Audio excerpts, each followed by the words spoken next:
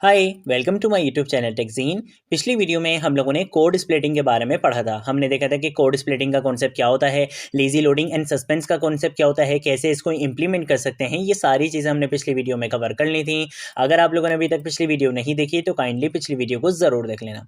आज की वीडियो में हम देखेंगे कि ये एपीआई क्या होती है, क्यों स्टूडेंट्स एपीआई को पता नहीं क्या समझते हैं कि यार ये एपीआई क्या होती है। बहुत ज़्यादा कन्फ्यूज़ होते हैं स्टूडेंट्स एपीआई के कॉन्सेप्ट में।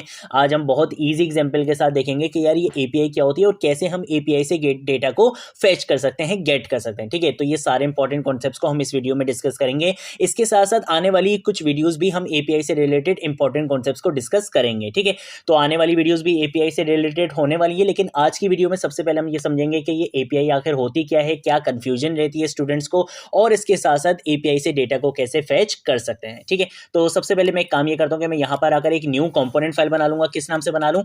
एपीआई कॉलिंग के नाम से बना लेते हैं। ठीक है, तो एपीआई कॉलिंग डॉट जेएसएक्स के नाम से मैंने यहाँ पर एक न्यू कंपोनेंट फाइल बना ली है। यहाँ पर आकर मैं इस फाइल को कर दूंगा क्लोज, और यहाँ पर आकर मैं लिखूंगा RAFCE। इससे क्या होगा, react arrow functional based component बना दिया जाएगा एक्सपोर्ट स्टेटमेंट के साथ। ठीक है, डिफ की जगह क्या यूज करूंगा, रिएक्ट फ्रेगमेंट का कॉन्सेप्ट यूज करूंगा, और यहाँ पर आकर मैं एक H2 का टैग लगाऊंगा, और यहाँ पर आकर मैं सिंपल लिख दूंगा एपीआई कॉलिंग। ठीक है, कंट्रोल ऐसे कर लूंगा सेव, और यहाँ पर आऊंगा app.js में, और यहाँ पर आकर मैं इस कंपोनेंट को कॉल करवा लूंगा। ठीक है, तो मैं यहाँ पे लिखूंगा एपीआई कॉलिंग, और जैसे एंटर प्रेस करूंगा तो देखो यहाँ पे इंपोर्ट भी हो चुका है और इसको मैंने यहाँ पर कॉल भी करवा लिया है। कंट्रोल ऐसे करूंगा सेव, और आप यहाँ पर आकर देख सकते हो, आपको यहाँ पे क्या दिख जाएगा, एपीआई कॉलिंग दिख जाएगा। इसका मतलब है हमने इजीली अपने कंपोनेंट को यहाँ पे इंपोर्ट करा लिया है। ठीक है, अब सबसे पहले ये समझते हैं कि यार ये एपीआई क्या होती है। देखो, एपीआई की फुल फॉर्म होती है एप्लीकेशन प्रोग्रामिंग इंटरफेस। और इसका यूज क्यों करते हैं, क्यों बनाई जाती हैं एपीआई? देखो, एक एप्लीकेशन एपीआई प्रोवाइड करती है ताकि आप क्या कर सको, दूसरी किसी एप्लीकेशन से कम्युनिकेट कर सको। जैसे अगर मैं बात करता हूँ रिएक्ट की, तो रिएक्ट को आप डायरेक्ट डेटाबेस से कनेक्ट नहीं कर सकते। अगर आपको डेटाबेस से वैल्यूज चाहिए होती हैं तो फिर आप क्या करते हो, कोई सर्वर साइड लैंग्वेज यूज करते हो, बैकएंड लैंग्वेज यूज करते हो, जैसे पीएचपी यूज करोगे, नोड वगैरह यूज करोगे, पाइथन यूज करोगे। ठीक है, तो ये होती हैं आपकी बैकएंड लैंग्वेजेस। ये क्या करती है, डायरेक्टली कम्युनिकेट करती हैं किससे, डेटाबेस से। जितनी भी एपीआईज बनाई जाती हैं वो बैकएंड में बनाई जाती हैं। As a front end developer आपका काम नहीं होता कि आप एपीआई बनाओगे। आपको एपीआई मिलेगी, आप उस एपीआई से डेटा को फैच करके अपने यूआई में शो करवाओगे। ये होता है फ्रंट एंड डेवलपर का काम। अगर आप एक फुल स्टैक डेवलपर हो या आप एक बैकएंड डेवलपर हो, तब आपको एपीआईज बनानी पड़ती हैं, और तब फिर आप वहां पे सीखते भी हो। जो भी आप बैकएंड लैंग्वेज पढ़ रहे हो तो वहां पर आप ये चीज सीखते भी हो कि कैसे एपीआईज बनती हैं। लेकिन as a front end developer अगर आप सिर्फ रिएक्ट जेएस सीख रहे हो तो फिर आपका ये कंसर्न नहीं है कि एपीआईज को आप कैसे बनाते हो। ठीक है, आपका क्या काम है, आपको एपीआई मिलेगी, आपने उस एपीआई से डेटा को क्या करना है, फैच करना है। जो भी काम आपने, जो भी ऑपरेशन उस पर परफॉर्म करना है, आप वो करके आप अपने यूआई में शो करवाओगे। ठीक है, तो फ्रंट एंड डेवलपर का काम नहीं होता है एपीआई बनाना। बहुत सारे स्टूडेंट्स को ये कंफ्यूजन रहती है कि हमें कि शायद फ्रंट एंड डेवलपर को एपीआईज बनानी होती है। नहीं, फ्रंट एंड डेवलपर्स को एपीआईज बनानी नहीं होती है। पहली चीज तो ये समझ लो आप। दूसरी चीज ये, बहुत सारे स्टूडेंट्स को समझ नहीं आता कि यार ये एपीआई क्या है, एपीआई क्या है। बहुत इजी एग्जांपल के साथ मैं आपको समझाता हूँ। आप जाते हो रेस्टोरेंट, क्या आप वहां पे जाके बिल्कुल अंदर चले जाते हो, वहां पे जाके जो आपके लिए डिशेस बना रहा होता है, आप जाकर उसको बोलते हो कि भाई मुझे ये चीज चाहिए? नहीं, ऐसा नहीं होता। आप वहां पे जाते हो, आप वहां पे रेस्टोरेंट में जाकर बैठते हो और आप कॉल करते हो वेटर को। वेटर आता है, वेटर को आप ऑर्डर देते हो, वेटर जाके क्या करता है, वहां पे अंदर कम्युनिकेट करता है, जो भी डिश आपने बोली होती है वो वहां से बनवाएगा और आपको लाकर दे देगा। आपको डायरेक्टली वहां पर कम्युनिकेट करने की जरूरत नहीं पड़ी। आपने क्या करा, वेटर को कॉल किया, वेटर ने आपने वेटर को ऑर्डर किया, वेटर गया वहां पे, वहां से जाकर वेटर ने आपको लाकर दे दिया। ऐसा ही होता है।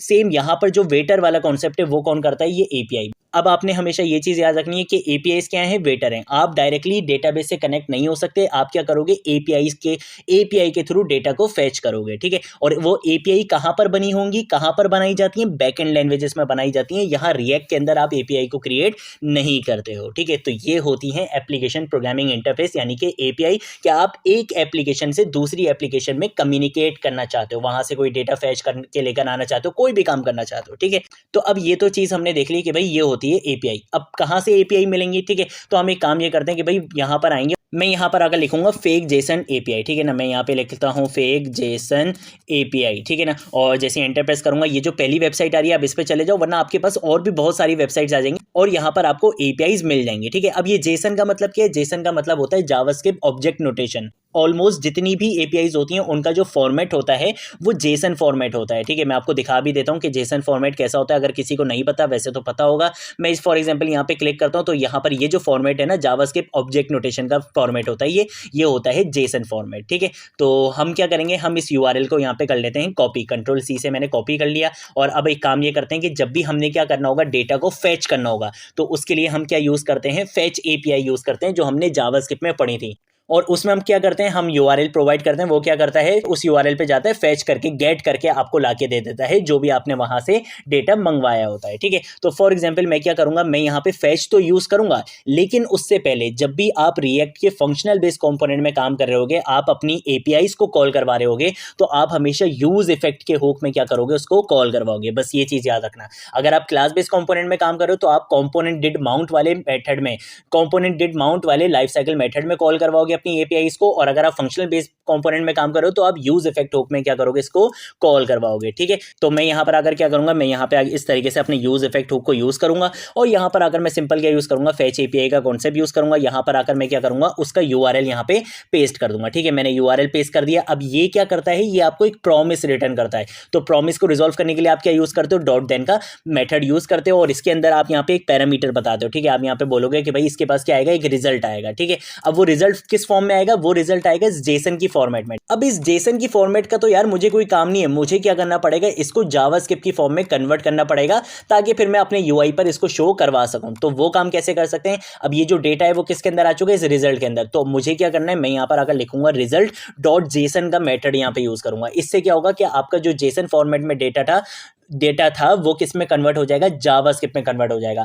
और ये भी क्या करता है, एक प्रॉमिस रिटर्न करता है। तो मैंने यहाँ पे लिख दिया डॉट देन। ठीक है, और उसके बाद मैं क्या करूंगा, यहाँ पे इस तरीके से पैरेंथेसिस लगा लूंगा। यहाँ पे मैं बोलूंगा कि भाई यहाँ से क्या आएगा, आपके पास एक रिस्पॉन्स आएगा। ठीक है, और इस रिस्पॉन्स को अब मैं क्या कर सकता हूँ, यहाँ पे कंसोल डॉट लॉग लिखूंगा और मैं यहाँ पर अगर लिखूंगा रिस्पॉन्स। ठीक है, रिस्पॉन्स लिखने के बाद मैं यहाँ पे बोलूंगा कि भाई रिस्पॉन्स के अंदर जो भी वैल्यू आ रही है वो जरा मुझे शो करवा दो कंसोल के अंदर। इसके साथ साथ ये जो यूज इफेक्ट का जो मैं यहाँ पे दूसरा पैरामीटर दूंगा, वो मैं यहाँ पे दे दूंगा ब्लैंक एरे। ब्लैंक एरे देने का मतलब यह है कि यार मेरे कंपोनेंट के अंदर अगर कोई स्टेट अपडेट हो रही है, प्रॉप अपडेट हो रही है, तो आपको पता है कि यूज इफेक्ट हुक आपका कॉल होता है। तो मैं यहाँ पे ब्लैंक एरे इस वजह से दे रहा हूं कि भाई मेरी एपीआई एक बार कॉल हो जाए, बार बार मेरी एपीआई कॉल नहीं हो। फॉर सपोज मैंने यहाँ पे कुछ स्टेट्स बनाई हुई है, मैं उनको अपडेट कर रहा हूं, तो अपडेट करने से क्या होता है, यूज इफेक्ट हुक कॉल हो जाता है। लेकिन यहाँ पर मैंने क्या बता दी, कंडीशन बता दी कि भाई इसको सिर्फ एक ही बार आपने एग्जीक्यूट करना है, बार बार नहीं करना, वरना मेरी एप्लीकेशन की परफॉर्मेंस लो हो सकती है कि बार बार मेरी एपीआई क्या होगी, कॉल हो रही होगी। ठीक है, तो इस वजह से मैंने यहाँ पे क्या दे दिया, ब्लैंक एरे दे दिया। कंट्रोल ऐसे सेव करूंगा और अब यहाँ पर आऊंगा। यहाँ पर आकर आप देख सकते हो कि हमारे पास क्या आ चुका है, एक रिस्पॉन्स आ चुका है। इसने बता दिया कि भाई 10 यूजर्स का रिस्पॉन्स आ चुका है, और यहाँ पर अगर आप देख सकते हो आपके पास 10 यूजर्स का रिस्पॉन्स आ चुका है। तो इस तरीके से आप क्या कर सकते हो, एक एपीआई से डेटा को फेच कर सकते हो, गेट कर सकते हो। ठीक है, इसके साथ साथ मैं एक काम ये करता हूँ कि यार मैं इसको कंसोल में नहीं, बल्कि मैं क्या करूंगा, यूज स्टेट यूज करूंगा। ठीक है, मैं इसको स्टेट के अंदर क्या करूंगा, स्टोर करवाऊंगा। तो उसके लिए मुझे क्या करना पड़ेगा, मैं यहाँ पर आकर लिखूंगा कॉन्स्ट और यहाँ पे एरे डीस्ट्रक्चरिंग का कॉन्सेप्ट यूज करूंगा।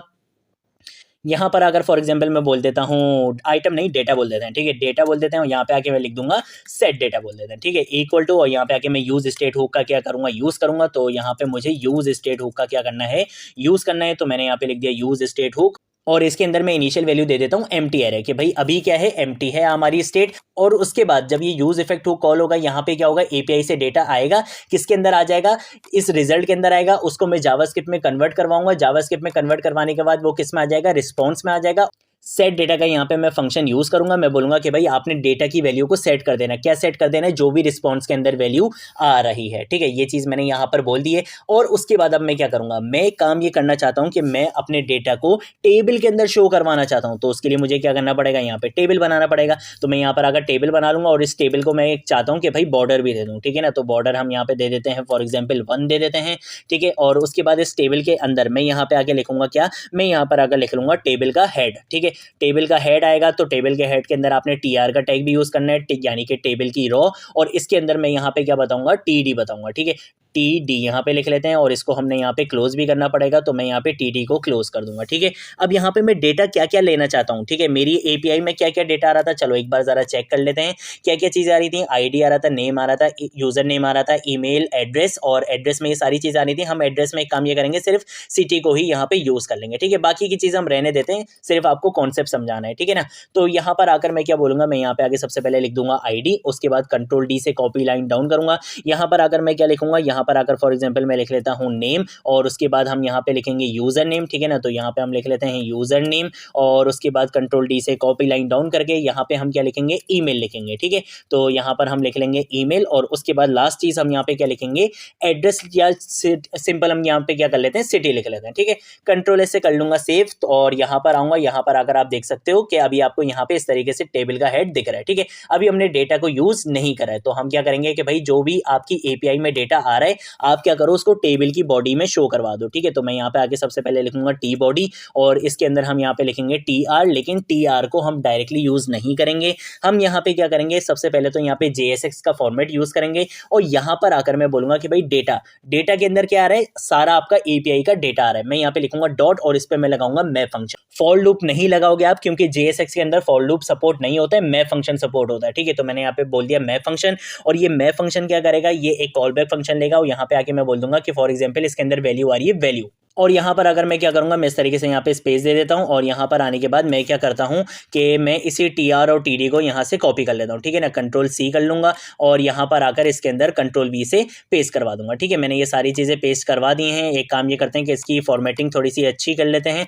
ठीक है। अब ये थोड़ी सी अच्छी हो चुकी है, और यहाँ पर आकर अब मैं क्या बोलूँगा, मैं यहाँ पे कर्ली ब्रेसेस लगाऊंगा, और यहाँ पर आकर बोलूँगा कि भाई वैल्यू के अंदर क्या आ रही होगी, एक ID आ रही होगी, ठीक है। सेम ऐसे ही यहाँ पे मैं क्या बोलूँगा कि भाई वैल्यू के अंदर क्या आ रहा होगा, एक नेम आ रहा होगा। सेम ऐसे ही यहाँ पे मैं बोलूँगा कि भाई वैल्यू के अंदर क्या आ रहा होगा, यहाँ पे यूजर नेम आ रहा होगा, ठीक है। ये कहाँ से लिख रहा हूँ मैं, ये यहाँ पे एपीआई में आपको दिख जाएगा, ये रही आईडी, ये रहा नेम, ये रहा यूजर नेम। मैं यहाँ पे अपनी एपीआई के अंदर ये जो मेरा ऑब्जेक्ट है ना, इसके अंदर ये जो कीज है, मैं इनकी वैल्यूज को डिफाइन कर रहा हूँ। सेम ऐसे ही ईमेल के अंदर जो वैल्यू है, तो मैं यहाँ पे लिखूंगा वेल डॉट ईमेल, और ऐसे ही मैं यहाँ पर क्या करूंगा, मैं यहाँ पर क्या वेल डॉट सिटी करूंगा, नहीं वेल डॉट सिटी मैं यहाँ पर नहीं करूंगा, मैं यहाँ पे करूंगा वेल डॉट एड्रेस, ठीक है। और एड्रेस इटसेल्फ क्या है, एक ऑब्जेक्ट है, उसके अंदर एक और की है, किस नाम से, सिटी के नाम से। मैं यहाँ पर आकर आपको दिखा देता हूँ, यहाँ पे क्या है, आपके पास एड्रेस है, और एड्रेस के अंदर भी क्या है, एक ऑब्जेक्ट है। इसको भी अगर आप यहाँ पे क्लिक करते हो तो देखो यहाँ पर आपको दिख जाएगा कि एड्रेस के अंदर एक और क्या है, यहाँ पे सिटी के नाम से एक की है। तो इसकी वैल्यू को मैं क्या करना चाहता हूँ, यहाँ पे शो करना चाहता हूँ, ठीक है। तो अब मैं क्या करूंगा, यहाँ पर आऊंगा, यहाँ पर आकर कंट्रोल एस से कर लूंगा सेव, और अब आप यहाँ पे देख सकते हो मेरे टेबल में डेटा आ चुका है, ठीक है। मैं इसको यहाँ पे क्लोज कर देता हूँ। आप यहाँ पे देख सकते हो 10 यूजर्स का डेटा मुझे यहाँ पे शो हो रहा है। तो इस तरीके से आप क्या कर सकते हो, एपीआई को कॉल करके अपने टेबल के अंदर शो करवा सकते हो, ठीक है। अगर आप लोगों ने अभी तक इस रिएक्ट की प्लेलिस्ट को एक्सेस नहीं करा है तो भाई जल्दी से इस रिएक्ट की प्लेलिस्ट को एक्सेस कर लो, ज़्यादा से ज़्यादा शेयर करो, और अपने फ्रेंड्स वगैरह में बताओ कि यहाँ पर आपको रिएक्ट जेएस स्टार्टिंग से लेकर एंड तक सिखाई जा रही है, ठीक है। आने वाली कुछ वीडियोस भी हमारी एपीआई से रिलेटेड होंगी, तो बिल्कुल टेंशन नहीं लेनी है। कोई चीज़ नहीं समझ आए नीचे कॉमेंट सेक्शन में पूछ लेना, सोशल मीडिया अकाउंट्स पे पूछ लेना, मैं ज़रूर आप लोगों को रिस्पॉन्ड करूँगा। अब हम मिलेंगे नेक्स्ट वीडियो में नेक्स्ट टॉपिक के साथ, तब तक के लिए बाय बाय।